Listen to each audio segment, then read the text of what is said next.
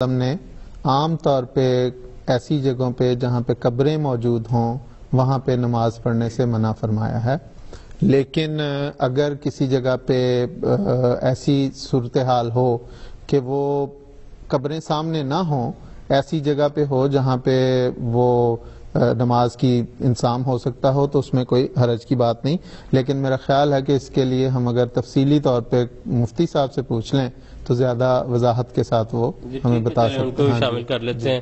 السلام علیکم کال صاحب۔ وعلیکم السلام۔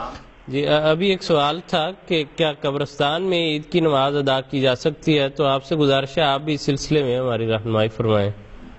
اگر تو قبرستان کے ساتھ کوئی کھلی جگہ ہے، کوئی میدان ملحق ہے تو اس میدان میں عید کی نماز پڑھی جا سکتی ہے، ورنہ اصولی طور پر حضرت رسول پاک صلی اللہ علیہ وسلم کی یہ نصیحت ہے کہ لا تصلوا الیہا، قبروں کی طرف منہ کر کے نماز نہ پڑھو۔